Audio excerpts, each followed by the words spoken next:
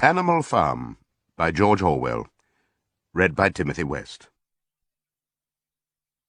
Mr. Jones of the Manor Farm had locked the hen houses for the night, but was too drunk to remember to shut the pop holes.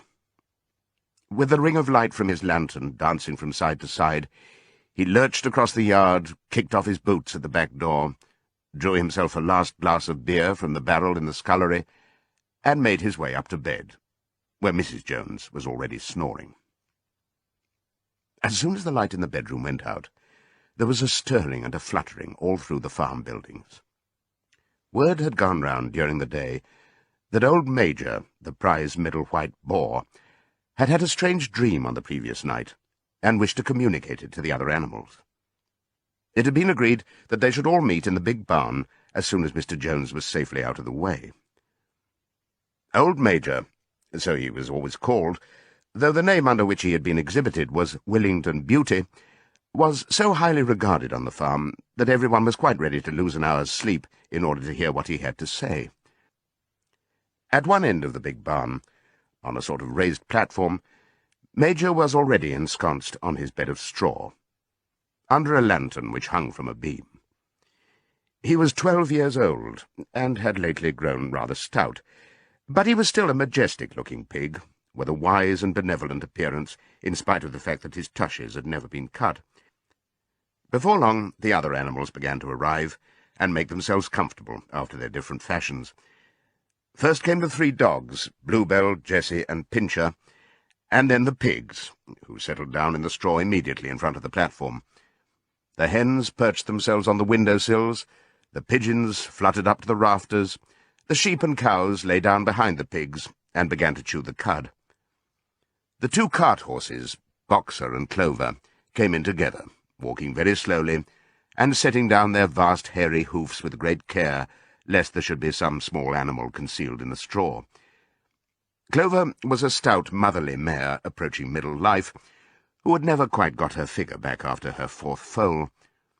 Boxer was an enormous beast, nearly 18 hands high, and as strong as any 2 ordinary horses put together. A white stripe down his nose gave him a somewhat stupid appearance, and in fact he was not of first-rate intelligence, but he was universally respected for his steadiness of character and tremendous powers of work. After the horses came Muriel, the white goat, and Benjamin, the donkey. Benjamin was the oldest animal on the farm, and the worst-tempered. He seldom talked, and when he did it was usually to make some cynical remark. For instance, he would say that God had given him a tail to keep the flies off, but that he would sooner have had no tail and no flies. Alone among the animals on the farm, he never laughed. If asked why, he would say that he saw nothing to laugh at.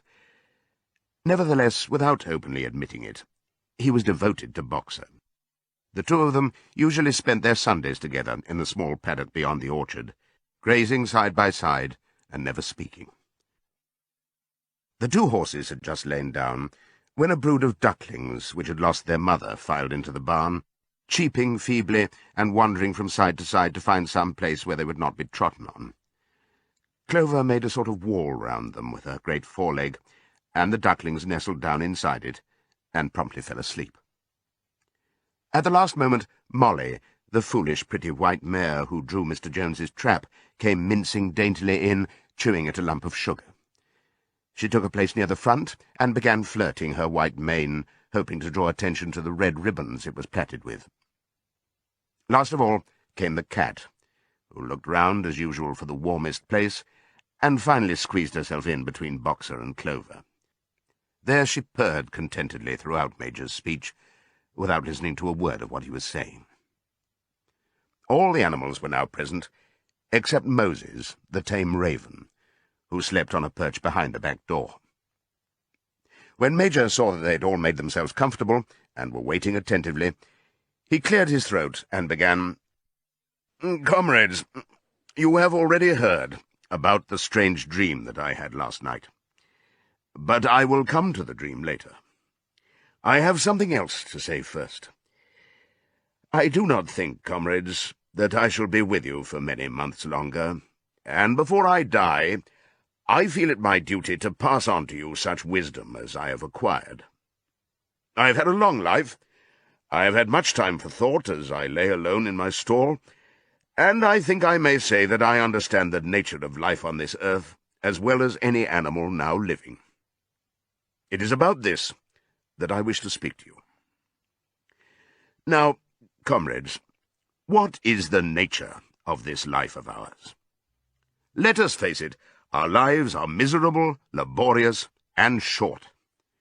We are born, we are given just so much food as will keep the breath in our bodies, and those of us who are capable of it are forced to work to the last atom of our strength. And the very instant that our usefulness has come to an end, we are slaughtered with hideous cruelty. No animal in England knows the meaning of happiness or leisure after he is a year old. No animal in England is free. The life of an animal is misery and slavery.